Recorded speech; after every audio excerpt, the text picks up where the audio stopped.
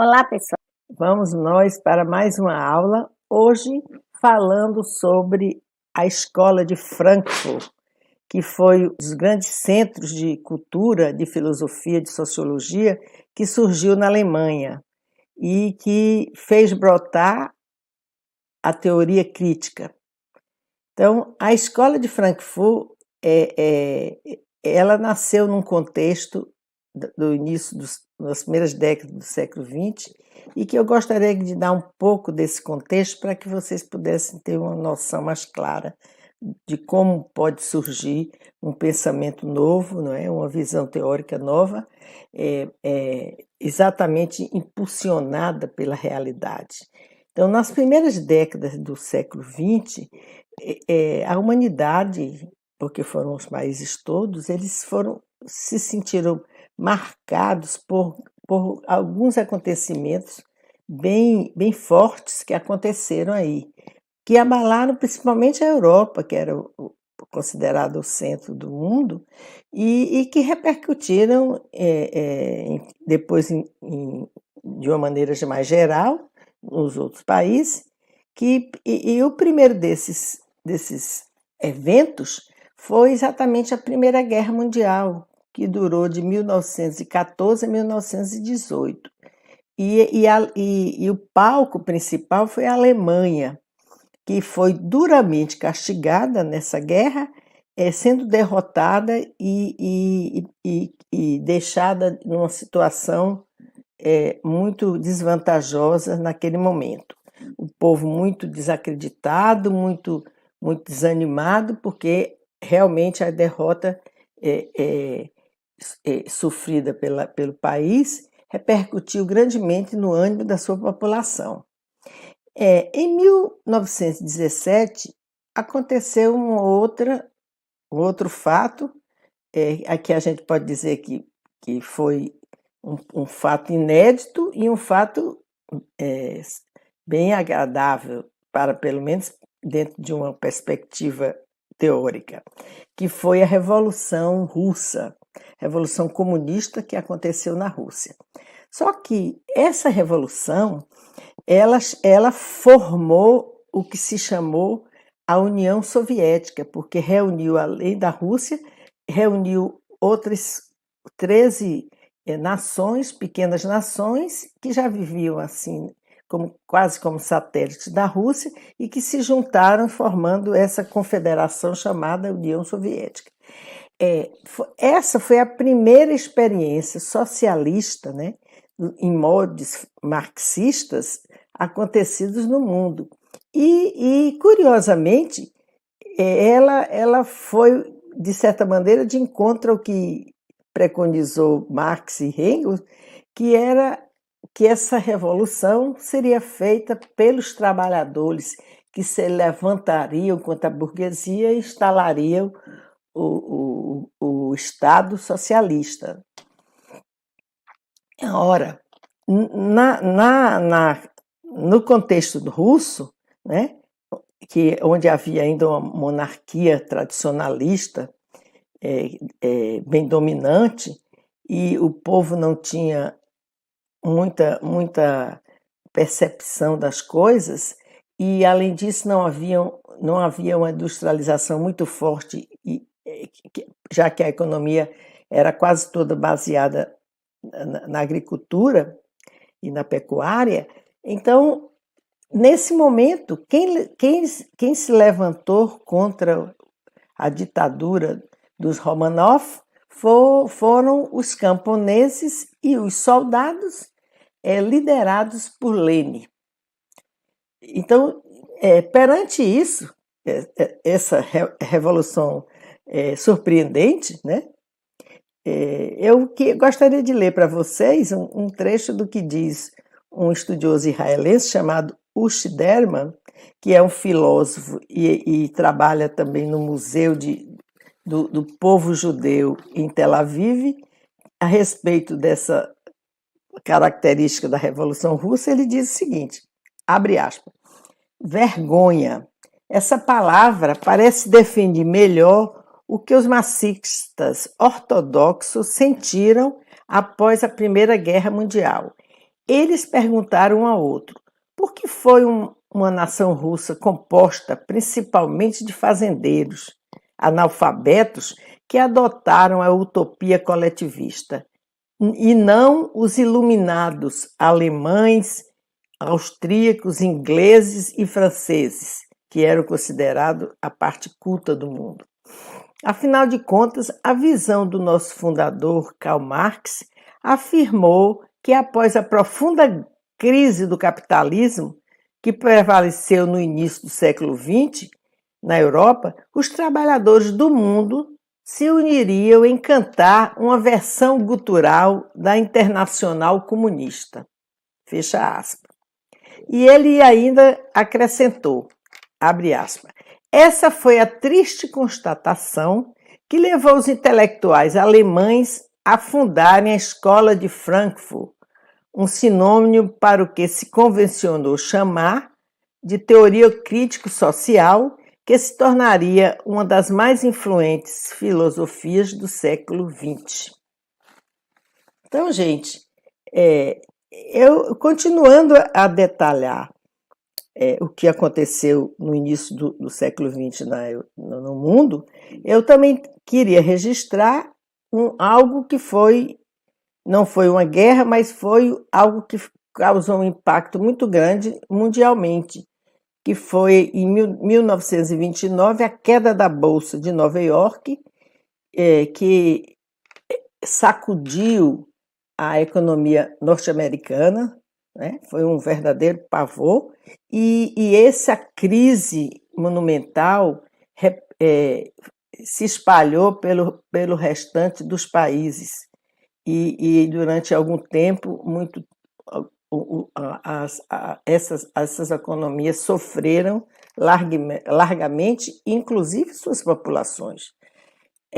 Agora, o que foi mais impactante em termos de ocorrência nesse período foi o que se convencionou chamar a Segunda Guerra Mundial, que foi provocada pelos acontecimentos, os eventos ocorridos na Alemanha.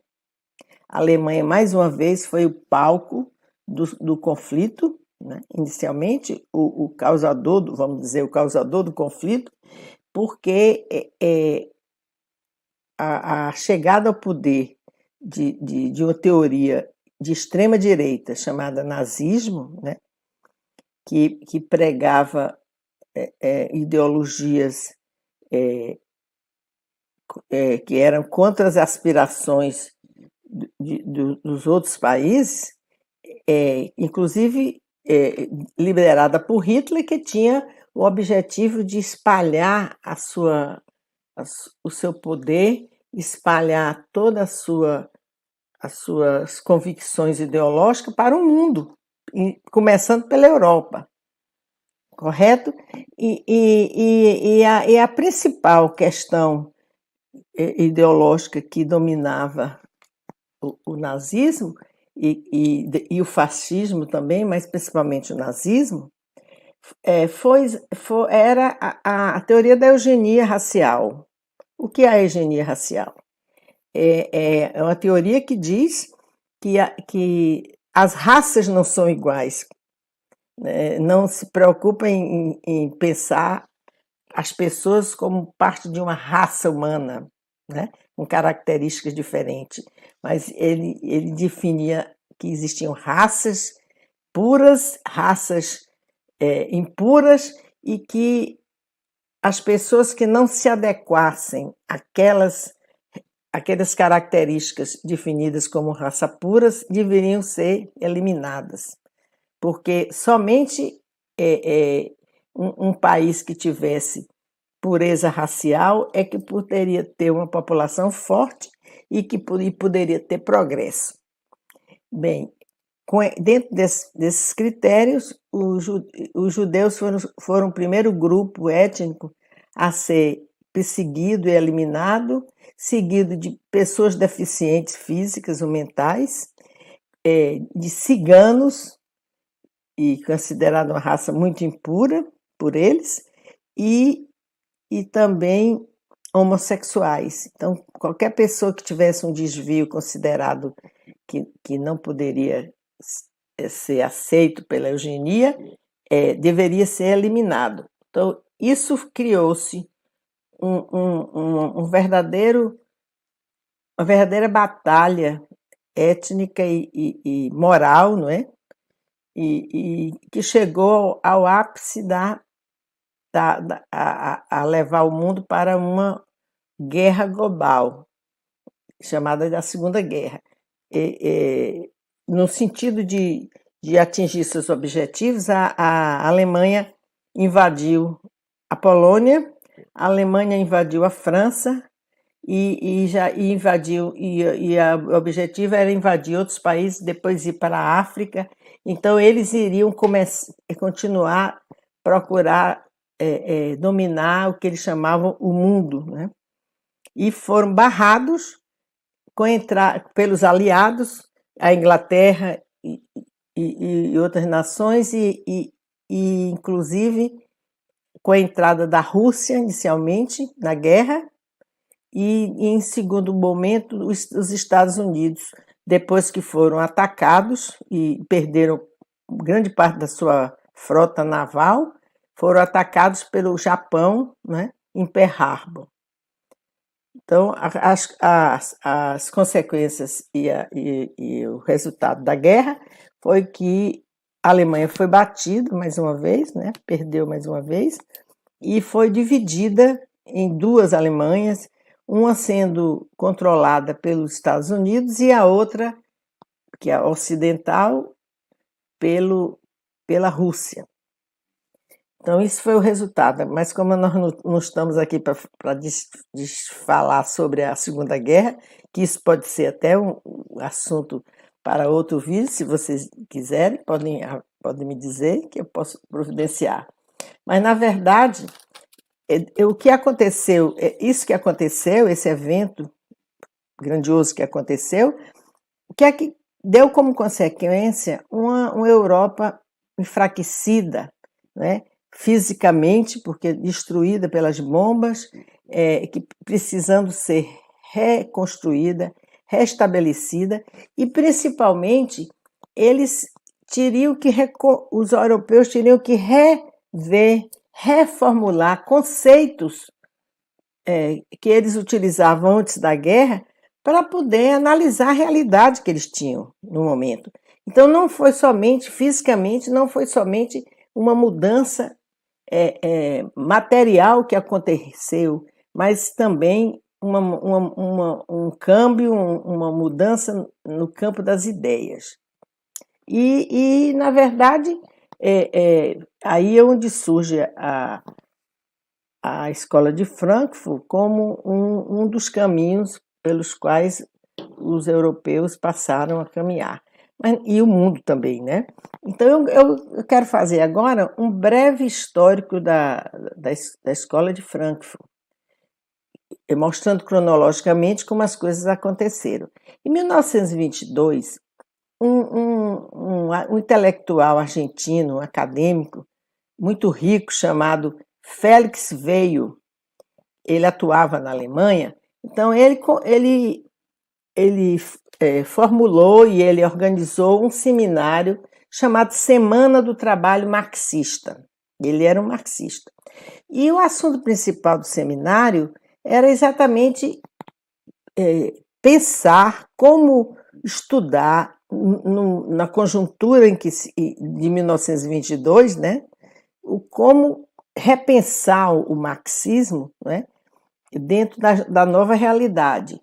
E no final das contas, esse seminário terminou por aprovar uma proposta de criar um instituto de pesquisa social e instalá-lo na Universidade de Frankfurt, que a maioria dos participantes, dos acadêmicos, trabalhava na Universidade de Frankfurt. Ora, o pai de Weios era muito rico, então ele financiou, juntamente com o governo alemão, o prédio, o edifício onde ia funcionar o Instituto e inclusive os equipamentos, tudo aquilo que era necessário para que houvesse o funcionamento dessa instalação, né? O primeiro presidente eleito do Instituto foi o economista Karl Grünberg. Então, o Instituto começou a funcionar associado completamente à Universidade de Frankfurt, né?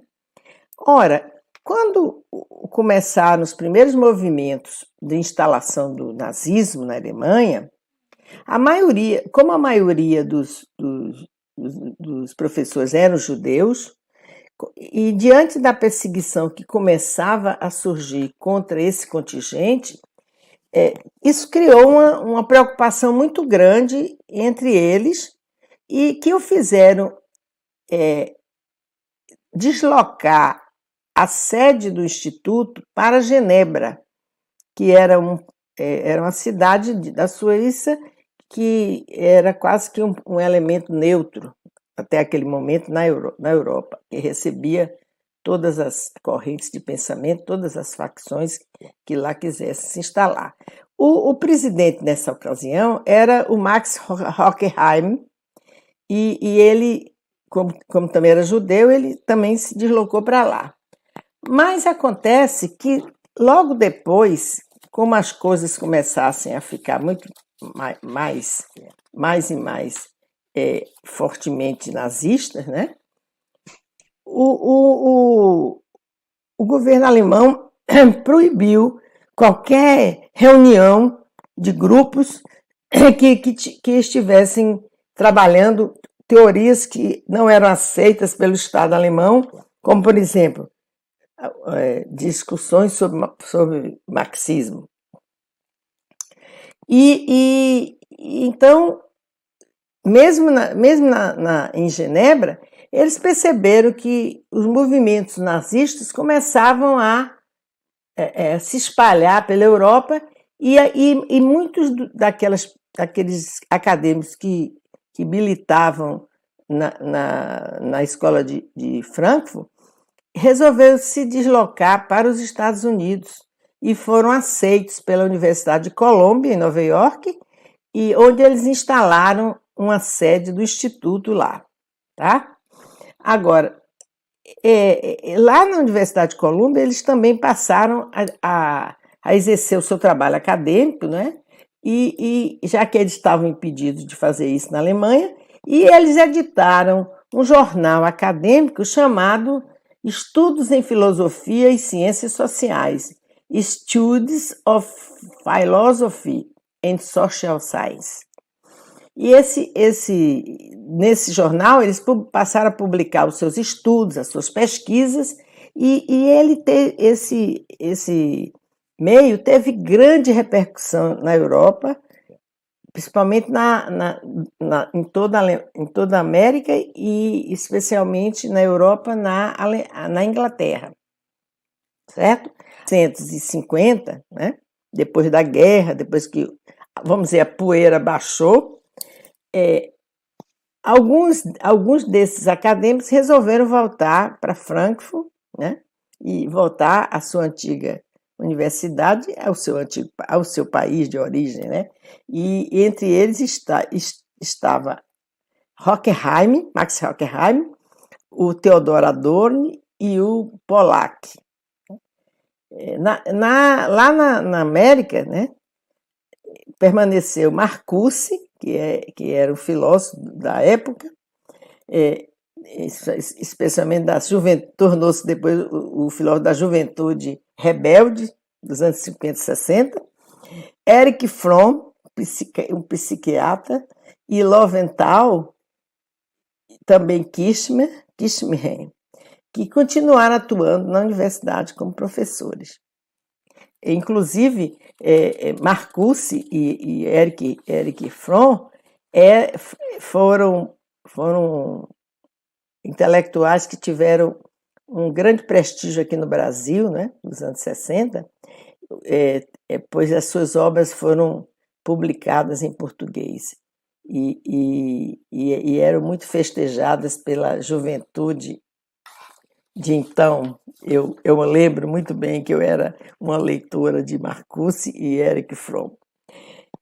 Agora, então, vamos falar da teoria da Escola de Frankfurt.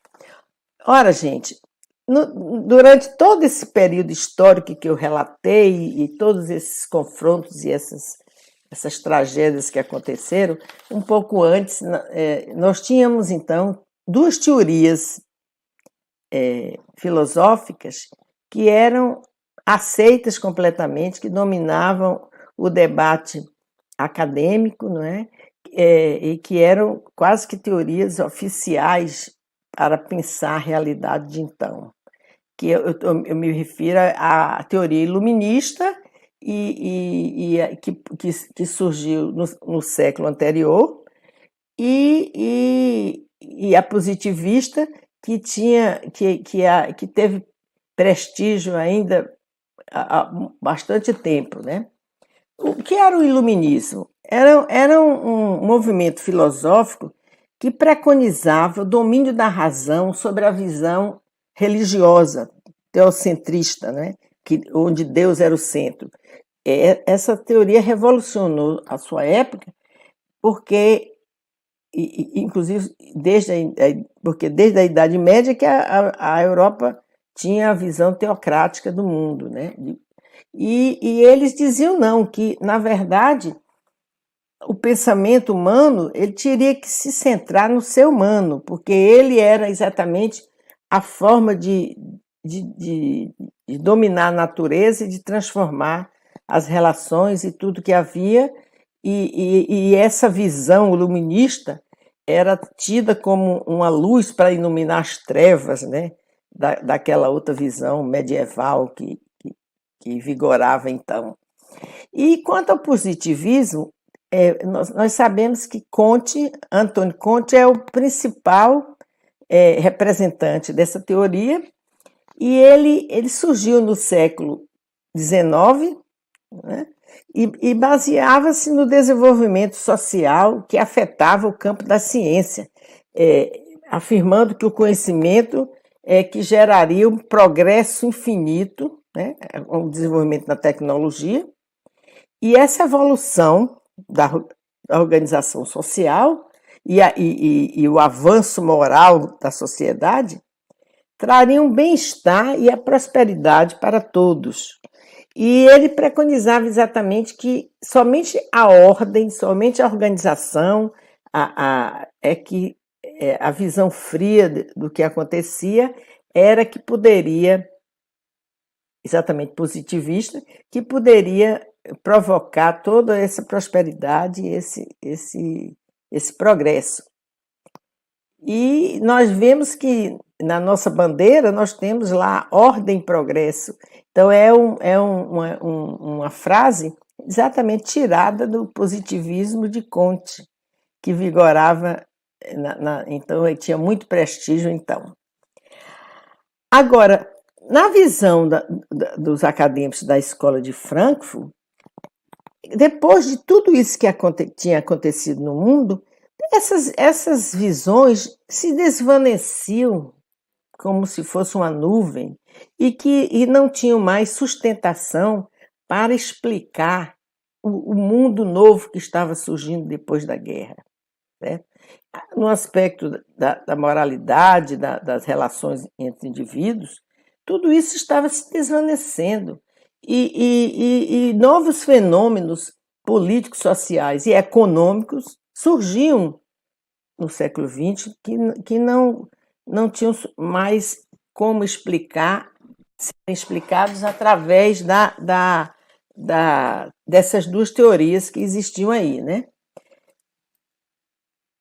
O ser humano, inclusive, para eles, tinha mudado, não era mais aquele, né? E suas necessidades existenciais e de obtenção de conhecimento também estavam transformadas. A tecnologia que começava a se desdobrar e a trazer muitas novidades e inovações, essa iria transformar totalmente a realidade vigente, não é? E iria gestar um novo mundo onde um ser humano diferente, mais livre, mais atuante, pudesse agir como ator principal de todas as performances.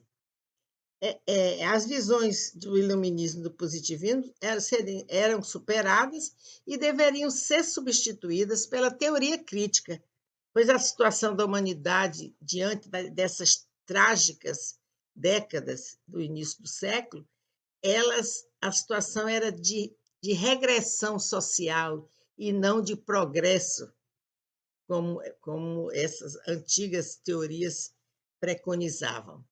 Bom, a teoria crítica também propunha analisar as condições sociais, políticas, econômicas, não apenas como elementos de análise, não apenas para serem elementos para visualizar o que estava acontecendo no contexto, mas também utilizar esse conhecimento para transformar a realidade.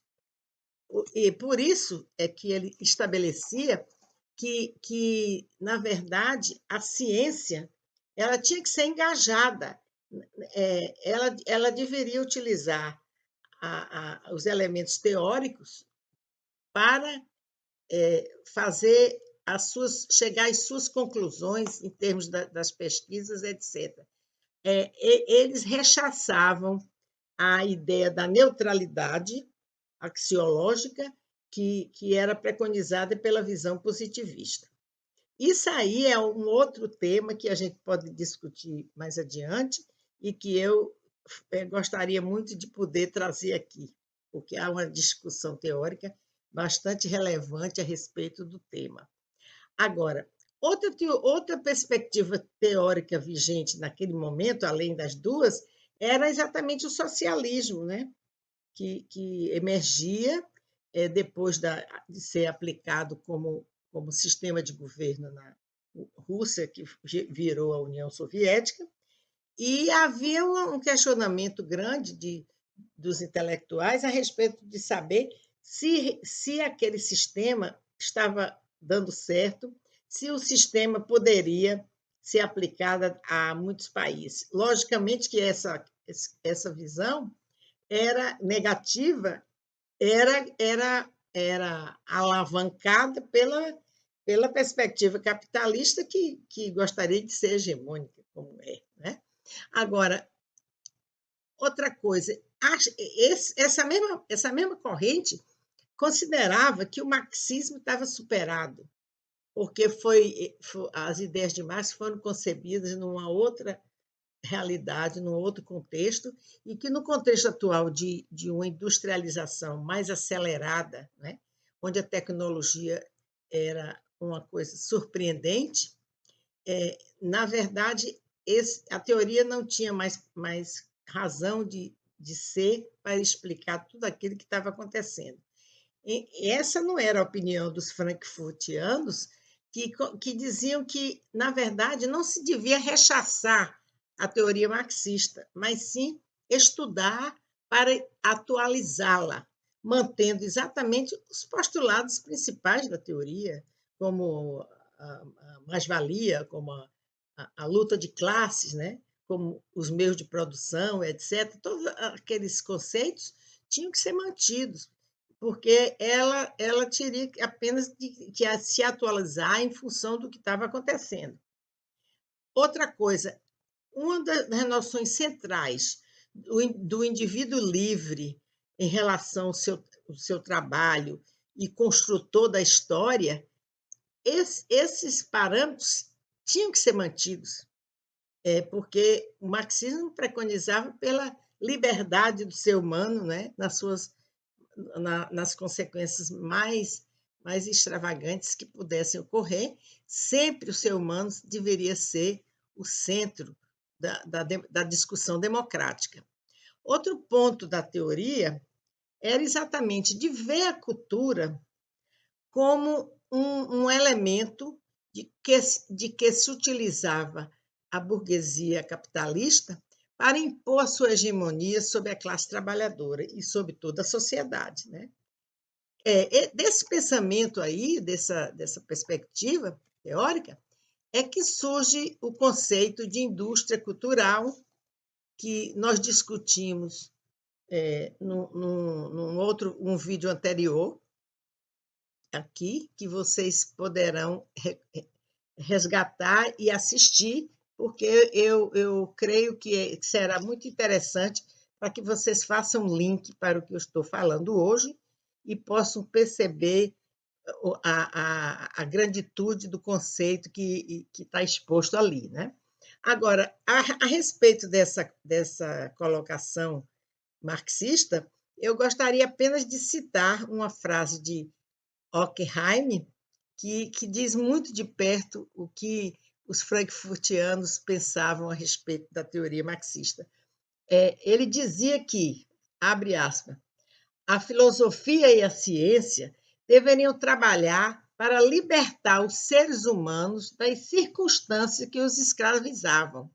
Então, ele realmente achava que os seres humanos submetidos às injunções capitalistas, eles eram verdadeiros escravos, não tinham a liberdade que deveriam ter como seres humanos. Então, diante de todo o cenário que se apresentava, né, do pós-guerra na época, porque foi em torno de 45, 48 que foram construídas a teoria crítica, ele achavam também que se deveria construir uma análise baseada numa multidisciplinas, que seria uma visão multidisciplinar da realidade. Você não apenas se utilizaria da visão da psicologia, por exemplo, da economia, da sociologia, de forma diferenciada, mas sim essas ciências deveriam trabalhar em conjunto para poder explicar melhor o que acontecia na realidade. Agora, eu queria também, só para concluir, falar somente um pouco sobre as gerações da Escola de Frankfurt. Nós podemos destacar duas gerações bem definidas, que foi exatamente aquela que englobava os acadêmicos todos que criaram o Instituto de Pesquisa Social e que depois deram nome a essa Escola de Frankfurt, que foram exatamente Theodor Adorno, Max Horkheim, Herbert Marcuse, Erich Fromm, entre outros, mas menos conhecidos, como Max Kirchner, Frederick Pollack e Leo Lavantal. Eles foram, com toda felicidade, auxiliados, tiveram suporte de dois grandes filósofos, e foram dois grandes intelectuais que, inclusive, um deles permanece até hoje a sua obra como uma coisa duvidosa e como uma coisa atual. Eu falo de Walter Benjamin, um filósofo, e Ernest Bloch, que foram colaboradores da Escola de Frankfurt, embora não fossem professores nessa universidade de Frankfurt, mas que contribuíram grandemente para que esse pensamento da teoria crítica fosse avante. Na verdade, nós temos como segunda geração um grupo mais atual que é liderado por Jung Habermas, um conhecido intelectual que é o principal representante dessa segunda geração. A sua principal obra é a teoria do agir comunicativo. E ele, como filósofo, ele foi conhecido como o filósofo da praxis. Por quê? Porque ele considerava que a filosofia e as demais ciências elas não tinham apenas de analisar o mundo, analisar a realidade e fazer um diagnóstico, mas diante do que eles encontravam que não estava adequado, deveriam agir para que houvesse uma transformação mais condizente com as necessidades humanas. Por isso que ele preconizava a prática da ciência, né? E as ideias de Habermas estão muito atuais até hoje, né? Existem muitas pessoas fazendo trabalhos baseados na sua teoria, inclusive, ele é um elemento muito próximo da teoria da Escola de Frankfurt, porque ele foi estudante na universidade e foi colaborador, enquanto estudante, de Theodor Adorno. Daí ele progrediu nos seus conhecimentos e tornou-se professor na mesma faculdade. Agora, além de Habermas, eu vou citar o nome aqui de outros intelectuais que não são tão conhecidos, mas que também têm tanta importância ou uma importância semelhante à de Habermas, que são Axel Honneth, Albrecht Wellmann, Oscar Negt, Franz Neumann e Alfred Schmidt. E a maioria desse grupo é também de judeus, né? E tem seu trabalho focado na teoria crítica, e isso faz com que essa teoria permaneça sendo renovada e sendo mantida como bem atuante. Bem, gente, nós chegamos ao final e o que só me resta agora agradecer vocês terem ficado até o final. Espero que vocês tenham gostado e, por favor, usem os comentários para fazer suas críticas, para dizer o que vocês gostariam de terem ouvido com mais ênfase. Para mim é muito importante ter essa visão de quem assiste os meus vídeos para que eu possa melhorar a minha atuação, certo? Também eu gostaria que vocês dessem o seu like aqui e se inscrevessem no canal. Isso faz com que o canal tenha uma dimensão maior em termos de divulgação e eu possa ter mais pessoas vendo os meus vídeos e podendo ter um conhecimento maior sobre alguns temas que eu trato aqui, especialmente na área de metodologia, que eu me proponho a auxiliar quem dá os seus primeiros passos na seara acadêmica, e até mesmo quem já trabalha com a ciência, mas que não teve a oportunidade de ter um curso de metodologia mais adequado ou mais prolongado, porque metodologia, como é uma área muito específica, é preciso que a gente sempre esteja procurando descobrir coisas dentro dela. E eu estou aqui exatamente para ajudar quem quiser chegar e assistir os meus vídeos. Muito obrigada e até o próximo vídeo.